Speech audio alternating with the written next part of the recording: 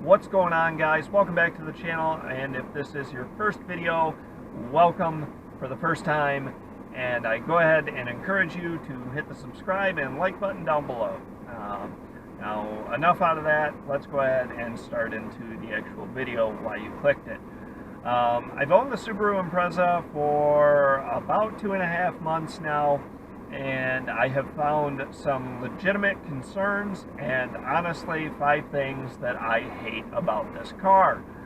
Now, do note that just because I hate or strongly dislike these features of the car itself is still a good quality car. It's still, a comfortable car and definitely a car that I truly enjoy.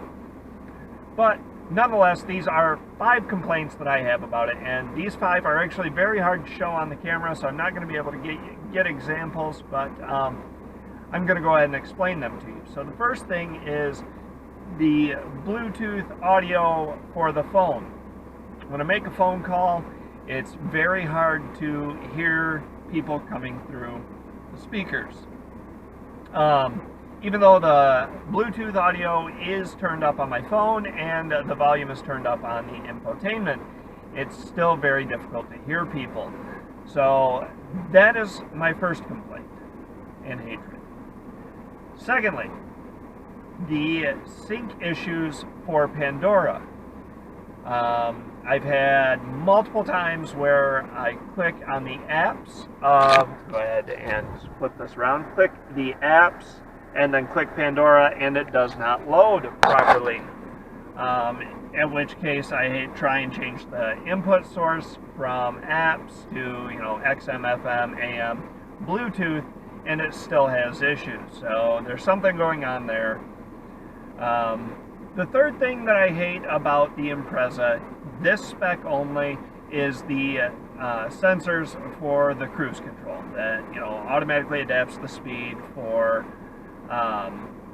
cruising down the highway, and it's got the space between the vehicles.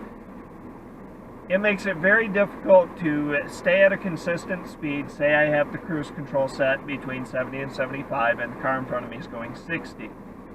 Now a lot of times in most vehicles you'll be able to accelerate towards them, get over, and then get back over after the pass. However, with this and that variable speed, it slows you down, and then it doesn't pick up the acceleration fast enough when you get over in the left lane to go around them at a comfortable speed. You feel a little awkward in the passing lane.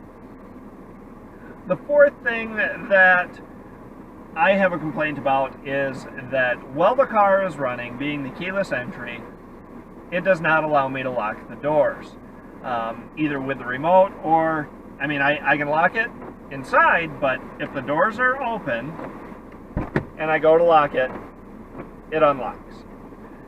Or if I try the key fob, walking away, it still will not let me lock it, even though I'm trying to lock it with the key fob. So it really makes it awkward, and will make it awkward in the winter months when I go to start the car to warm it up.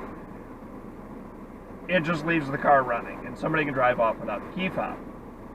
And this kind of leads me into the last thing that kind of surprises me, and actually has been touched base on in the quirks, is the last thing that I found that I've hated about this car is no remote start. I just can't believe a 2017 is spec'd without remote start from the factory.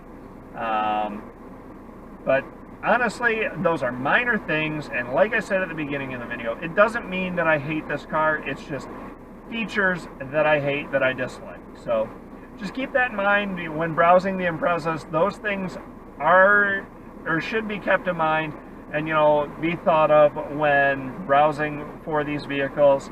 And I hope you guys enjoyed the video. If you did, leave a thumbs up and be sure to subscribe. Like I said at the beginning, that support's always appreciated. And thanks again for tuning in, guys. We'll catch you later.